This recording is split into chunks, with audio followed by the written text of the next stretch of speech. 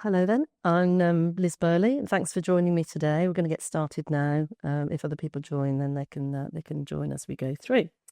So today we are doing our Lunch and Learn webinar on the topic of unfair dismissal.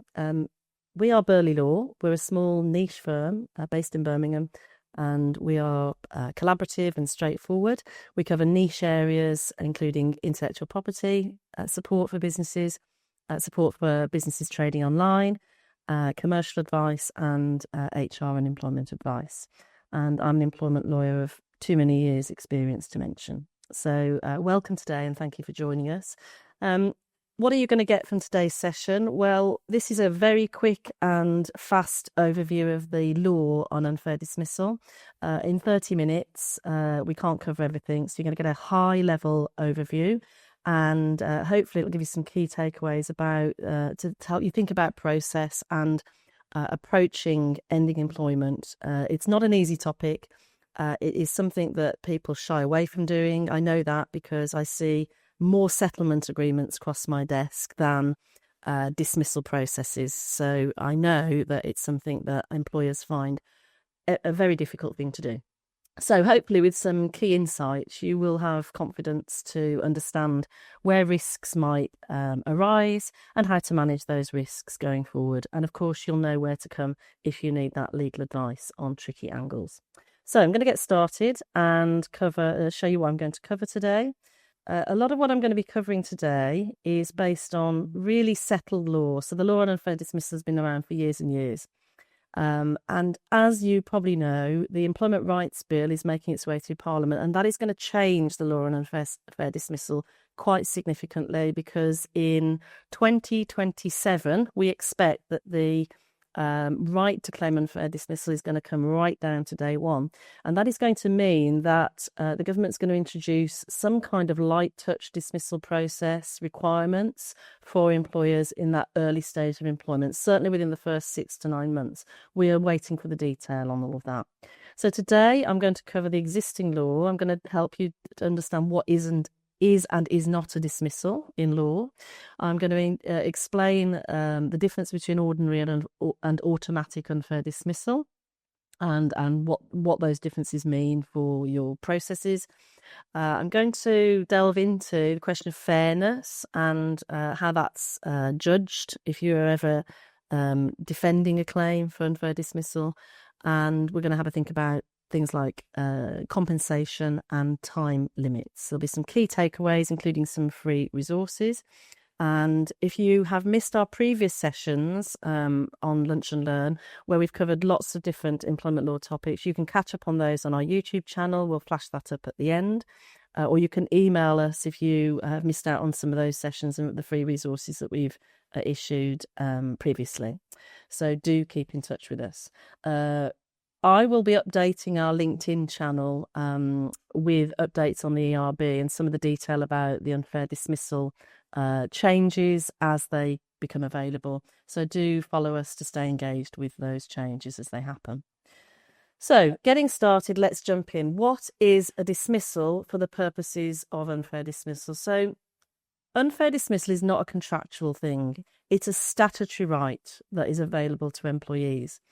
And dismissal is actually defined in statute in the Employment Rights Act. So we have 3 different scenarios. One is an express dismissal. So if you tell somebody they're sacked, if you write that down in an email, if you send them a letter saying I'm terminating your employment, those are all express dismissals. Termination of employment with or without notice by the employer.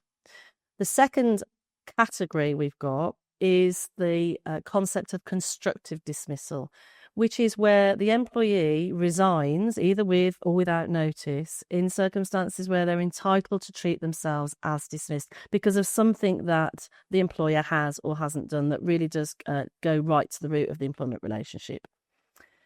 And the third category of dismissal, believe it or not, is the simple expiry of a fixed term contract. So even if somebody understands that they're employed for a limited period of time, they know that contract isn't going to go on indefinitely, the coming to an end of that contract does count as a dismissal for the purposes of unfair dismissal law. And unfair dismissal differs to wrongful dismissal. Wrongful dismissal is a contractual thing, and that's about how the contract of employment is terminated and whether or not it's done in breach, in other words, without due notice. Just one thing which is catches some employers out, where an employer gives notice to terminate, so it's a dismissal, but the employee gives counter notice to terminate, bring the contract to an end at an earlier date than the employer says, that will still count as a dismissal in law. And there's also a concept of deemed dismissal, which I've not included on this slide, which is where you've got an employee on maternity leave and they have a right to return to their job at the end of that maternity leave, and they're not allowed to exercise that right. And one other thing often sometimes catches out employers, which is if you've dismissed an employee and they appeal against that dismissal, and that appeal is dealt with, and the appeal is successful. In other words, the person hearing the appeal decides that dismissal wasn't correct. The fact that appeal overturns the dismissal means that there is no dismissal in law. Employment carries on as if the dismissal hadn't happened. So we know what is a dismissal. What is not a dismissal for the purposes of unfair dismissal law? Well, mutual consent termination, I have never seen this operate, or very rarely seen this operate, without money changing hands under the terms of a settlement agreement. So it's often something that is used as the basis for ending employment, where the employer is prepared to make a payment in return for the employee signing a settlement agreement. I'm very, very, very rarely would it be used without a settlement agreement, because it's not something that is widely recognised as a way of ending employment. And certainly most employees are not going to be prepared to walk away from their employment at the employer's suggestion without some kind of recompense. The second scenario that is not a dismissal is a genuine voluntary resignation, where the employee resigns on notice under the terms of the contract, does it with the correct amount of notice, and simply wants to leave. That is different to a constructive dismissal scenario that I explained earlier. And the third and very, very rare circumstance where there is no dismissal is by operation of law, known as frustration of contract. This only really happens where you've got somebody who's off sick, who's been off sick for a very, very long time, where there's been no process to bring employment to an end because of that absence, and they just remain on the books. It might also apply if somebody is accused of a crime and they're convicted and they're given a custodial sentence, which is very long. So very limited circumstances there. I want to go on and think about now different types of dismissal under the Employment Rights Act. The first one is the very wide category of ordinary unfair dismissal. We're going to think about eligibility to claim, who can and who can't. We're going to think about burden of proof, where the claim is brought. We're going to think about time limits for bringing the claim, and the fairness test. How can you defend a claim as an employer? What sort of things do you need to think about? The tribunal, the employment tribunal, will have in mind when they decide whether a dismissal was fair or not. And then what kind of compensation can the employee get if there is an unfair dismissal? So only employees can bring a claim for unfair dismissal, because the right only applies to employees. It doesn't apply to the self-employed, and it doesn't apply to this hybrid category of worker. So somebody who's genuinely a worker, not self-employed, not an employee under the terms of an employment contract, but they might be working under a 0 hours contract or casual arrangement where they're designated as a worker. They don't have the right to claim unfair dismissal. Currently, only employees that have been employed continuously without a gap for 2 years can bring this claim. Now, as I've said earlier, that right is going to come down to day one of employment, somewhere in 2027. We haven't got an exact date yet. And when it does, the way in which you handle probationary periods, early stage employment is going to change significantly. The time limit for bringing a claim is currently 3 months. It's very short, and it catches many people out. And it's a very strict time limit. So if the claim isn't in the tribunal system within that 3 months, it's going to be very difficult for an employee to get it in, because if they, in very limited circumstances, the tribunal would extend that time, but only where it's satisfied that it wasn't possible for the employee. They didn't understand their rights, they hadn't got access to legal advice, or they'd been very ill or somehow incapacitated and they couldn't act in that 3-month time limit. Now, what does that actually mean? How does somebody start a claim? Well, they have to do it through what's called ACAS early conciliation. So they don't go straight to the Employment Tribunal and file a claim form. They have to contact ACAS first, and that period of conciliation lasts for 6 weeks. And only then, once that's completed and they've got an ACAS certificate, can they then submit the claim form ET1 to the tribunal. The 3 months starts to run from the effective date of termination, and that will depend on how employment comes to an end. So if somebody's dismissed without notice for gross misconduct, dismissal takes place immediately. There's no period of notice, so that's the date on which the dismissal takes effect, is the date when they're told they're being dismissed. But if they're dismissed on notice and work their notice, then the effective date will be at the end of that notice period, even if they're on garden leave. Only where somebody is dismissed on notice and is paid in lieu of notice will the dismissal date come forward and be the date on which the decision is made. So it will depend. The burden of proof in ordinary unfair dismissal claims is very squarely on the employer, provided the employer's brought their claim in time and they satisfy the 2-year test. So the burden on the employer is to demonstrate that there was a fair reason for dismissal and that dismissal was fair in all of the circumstances. We'll come on to the fairness test in a moment. And finally, a word on compensation. Compensation will apply if the claim is successful, and there will be different elements to it. Some of it is fixed and some of it is not fixed and will depend on various factors. I'm going to go into more detail in a little while. So another kind of unfair dismissal at law is called automatic unfair dismissal. And this is very different in terms of eligibility, in terms of burden of proof, to the wider category of unfair dismissal. So to be eligible to bring a claim of automatic unfair dismissal, you have to be an employee, not a worker or self-employed. But critically, there is no qualifying service period. Now, when the law changes and the unfair dismissal right comes down to day 1, obviously that will go. But for the moment, anybody who's got under 2 years service could still try a claim for automatic unfair dismissal. And the burden of proof will be on them to establish that they've been dismissed for one of a set list of reasons that make them eligible for a claim of automatic unfair dismissal. So there's certain automatically unfair reasons that if a tribunal is satisfied that the dismissal was for that reason, then any fairness test beyond that goes out of the window. It will be automatically unfair that they've been dismissed. So that's the key difference. Time limits are the same, and we'll come on to look at the reasons and compensation in a little while. So moving on. Under the ordinary principles then, ordinary unfair dismissal, you can see that in the corner. What makes a dismissal fair? Well, I've already hinted that there are 2 elements to this. An employer has to have a fair reason, and it can't be any reason. There are prescribed, potentially fair reasons for dismissal under the Employment Rights Act. I've got a list of those and they'll flash up in a little while. And the second limb of that test is about the way in which the employer approached the decision to dismiss. So it's a general fairness test. And there is no set process.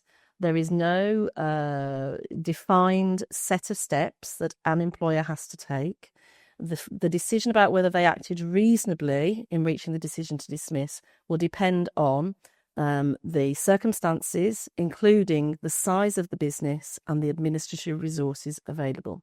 So what would be required of the government, for example, is a very large employer, the NHS, Jaguar Land Rover, for example, as a large corporate employer, will be very different to the reasonable test and what meets that test for a very small employer that has limited HR advice, legal advice, and management resource. And the third part of this test is whether a decision to dismiss, for whatever reason is chosen, is within the range of reasonable responses that would be made by a reasonable employer. In other words, the employment tribunal is not there to make its own decision about whether dismissal is fair and whether this person should have been dismissed. They have to look at whether this is within a range of reasonable responses. So it's quite a broad test, and each case turns on its facts. The law is there to help, but decisions that are reached in tribunal are generally not applicable. We can't say that just because one tribunal reached one decision, another tribunal would make the same decision on another day about the same case. It really is very fact specific. So moving on, here's the list of potentially fair reasons for dismissal. There are 5. Conduct, capability, redundancy, illegality, and SOSR, which stands for some other substantial reason. Now, just setting the last 2 to one side on that list, the majority of dismissals that are, in front of employment tribunals, and the majority of dismissals that even don't get challenged, are probably for the first 3 of those reasons: conduct, capability, and redundancy. Now, we all know what conduct is about, and each business will have its own rules of conduct and disciplinary rules and procedures that apply if those rules are broken. Capability is a little bit more blurry. It can cover both underperformance, it can cover attitude at work, it can cover somebody who is not meeting the grade, is not showing up in the right way, but it can also cover people who go off sick and are not capable of attending work. So they're either off sick short term, or they go off sick long term with a longer, more chronic condition. Or they might have persistent short term absence that isn't, it means they just can't hold down their job. And redundancy, we all have a general idea of what that means. So these are the potentially fair reasons that most employers will use day to day, month to month, year to year. Illegality and SOSR are much more unusual. So illegality will only be used to dismiss somebody where something makes the employment relationship illegal. It just can't carry on. And the typical example of that is somebody who needs a driving license to drive for their job, and they have their driving license removed because they're committed a driving offence, and that would leave the employment relationship illegal, because the employee doesn't have the legal right to do what's fundamentally important in their job. Some other substantial reason, very unusual to be used. Most small employers won't use this, but it's not designed to be a mop-up bucket where you can't find a label somewhere else. It is possible to use it in certain circumstances, like breakdowns of relationship, like fire and rehire, which you've heard of in the news probably lately. But it's not to be used without legal advice, because if a claim is brought against you and you've used that label and you can't justify why you've put the dismissal in that category, then it's likely that the claim will be successful at the first hurdle, that you haven't got a fair reason for dismissal. So, very important to get that right first, and to have that in mind when you start your process that might end in dismissal. These are the automatically unfair reasons for dismissal. There are others, as I've said at the end of that list. Can't put them all on this slide, but the majority, or the most obvious ones, are on that list: pregnancy, maternity, family leave, health and safety, whistleblowing, and various forms of discrimination. Obviously, I say obviously, they are automatically unfair. If somebody is dismissed for discriminatory reasons, that will fall under this category. Things like jury service, taking family leave, as I've mentioned. More obscure ones are carrying out trade union activities, something related to complaining about national minimum wage, for example. Those are other more obscure reasons for unfair dismissal that's automatic. And remember, if somebody can prove that they've been dismissed for one of these reasons, or if they can prove that they've been made redundant based on a selection for one of these reasons, then their dismissal will be automatically unfair. There'll be no opportunity for the employer to demonstrate fairness, fair process, decision making, that will all fall by the wayside. I'm just going to go back to one slide, just on the reasons for dismissal. So we talked about having a fair reason. We talked about reasonableness of the employer's conduct in reaching the decision to dismiss. The process that you follow to demonstrate that you've acted reasonably will be different in relation to these different reasons, because if you have a concern about somebody's conduct, if there's been some very serious misconduct in the workplace, like discriminatory language or fraudulent behaviour, theft, abuse, bullying, harassment, very serious types of behaviour, then you're going to follow a very different process to the way in which you would deal with somebody who is off sick long term. They're fundamentally different approaches, and your disciplinary policy and procedure, if you have one, will dictate how you deal with conduct issues. If you have that procedure and that policy, you must follow it carefully. A deviation from your policy on disciplinary matters and your procedure might mean that your dismissal is unfair if a tribunal looks at the policy and procedure and sees that what you've done in practice hasn't aligned with that. So do make sure that that's your starting point if you're dealing with conduct issues. For capability issues, if you have an absence management policy and procedure, if you have a performance management policy, then be sure to follow those, or have a very good reason why you've not followed them if you decide not to. Make sure that that's documented. For redundancy, the process of making an individual redundancy will depend on what the reason for redundancy is, how many people are affected and at risk, and whether you need to decide between those people whether they have similar roles, and you need to make a selection as to who is going to be the person being made redundant. And the process will be different if your numbers are over 20, because collective consultation obligations will kick in if you're dealing with large-scale redundancies. But if you're dealing with individuals, then there will need to be a period of consultation before the redundancy takes effect. And redundancy would be on notice. Capability dismissal would be on notice. And unless there is a case of serious gross misconduct, then conduct dismissal would also be on notice. Warnings would be expected if you're dealing with lower level conduct. Warnings would be expected if you're dealing with short-term absence, and therefore a process would be unfair if you're not seen to give warnings that dismissal is possible in the future, unless you are in a gross misconduct situation. So, going back to where we were, and I'm going to have a think about compensation for unfair dismissal at this point. So, if you are an employer and you lose an unfair dismissal claim that's been brought against you, there's a hearing, the tribunal decides that the dismissal was either automatically unfair or it was ordinarily unfair under the fairness principles that we've talked about. What will the employee be entitled to by way of compensation? Well, the first type of award they will get as a matter of course, this isn't up for discussion, is a basic award. And that's calculated according to a formula. So you will know how much that's worth before you get anywhere near a hearing. The calculation is based on their length of service, and they get a week's pay per completed year of service. So if they're employed with you for 5 years, that's 5 weeks' pay. If they are over the age of 41, that's worth a factor of 1.5. It's a 1.5 times each week's pay.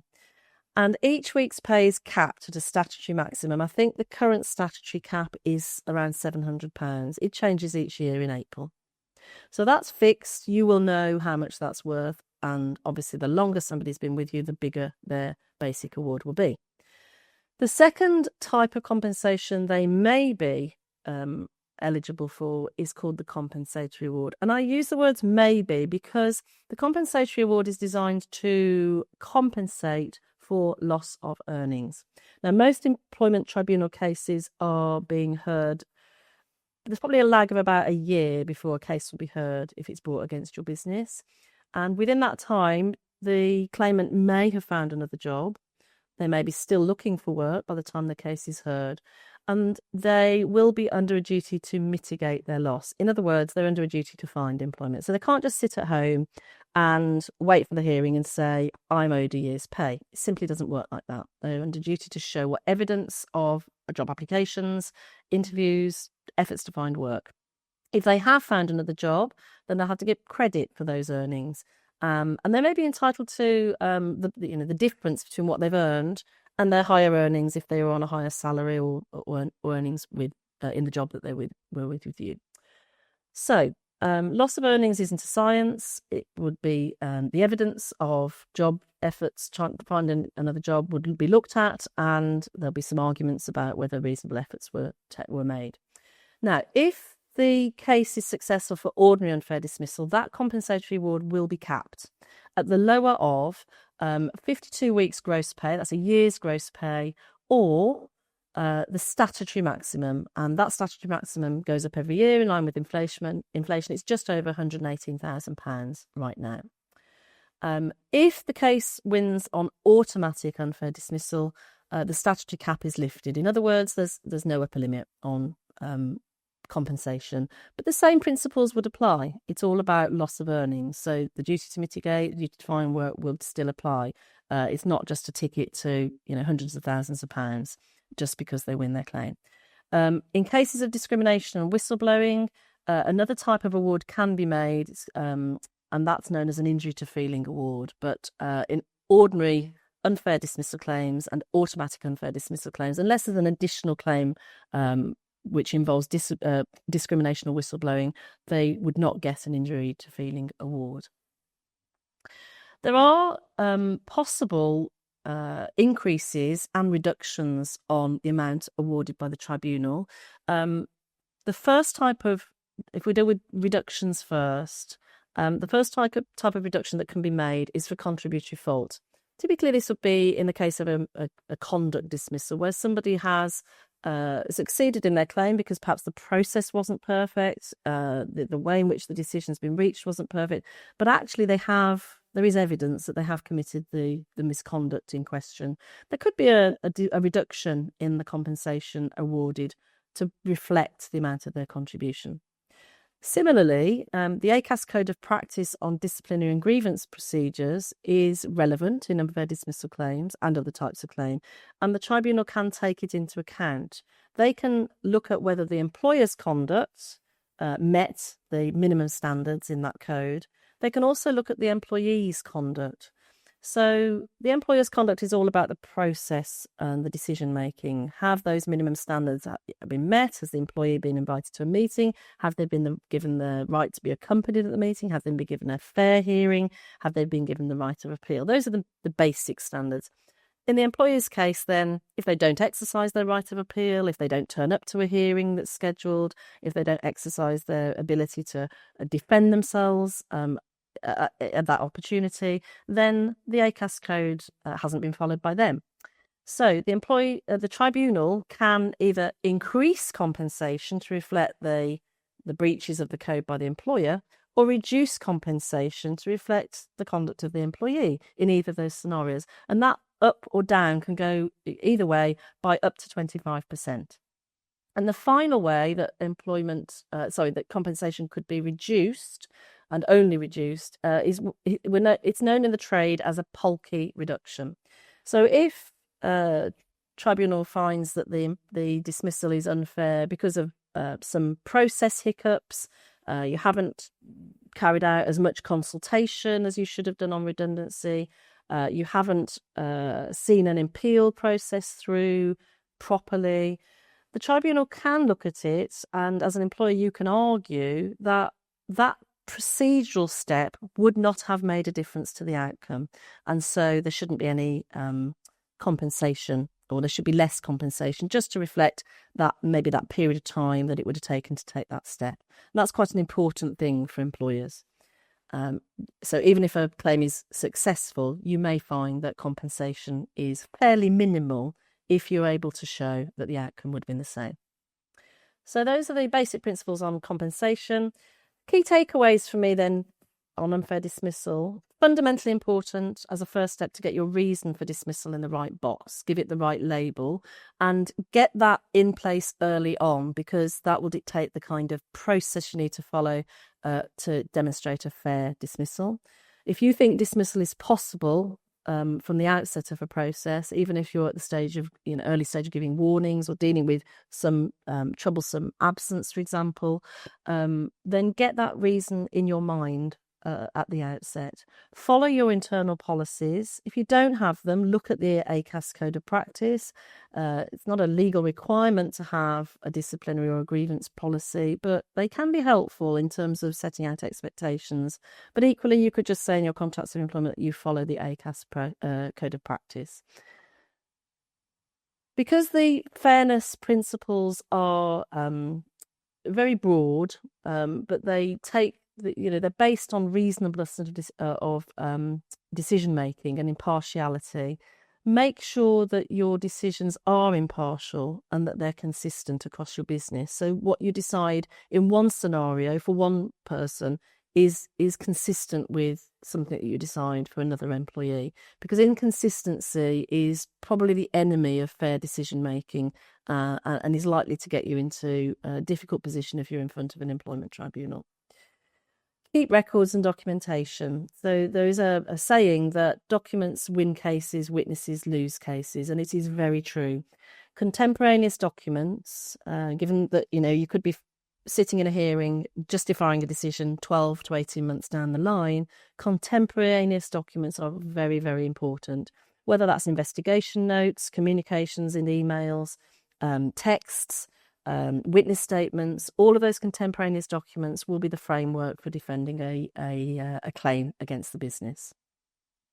And finally, we've got some useful resources that every employer should know about. The ACAS website I always advertise because it's got lots of different guidance on it, fairly broad brush guidance, but helpful starting place. The codes of practice are something you should be looking at if you don't know about them already, particularly the statutory code of practice on disciplinary and grievance procedures, which the tribunal can and will take into account when it decides claims.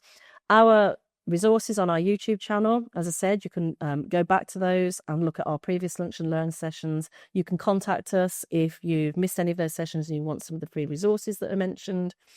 And our free resource that we'll send out to people attending this session, we've got a dismissal checklist, which will go through quite a lot of the points that I've handled today. Our next Lunch and Learn session is on the 13th of November, and we'll be tackling notice periods. So be in touch if you'd like to attend. We will send out a reminder of that date to people who are on our mailing list. And our bundles that we offer to employers at the startup and scale-up stage are particularly useful if you either haven't got the kinds of policies that I've been talking about today, or you feel that your policies and contracts need a refresh. We've got a really comprehensive startup bundle for startup businesses, and that's aimed at workplaces with less than 10 employees typically.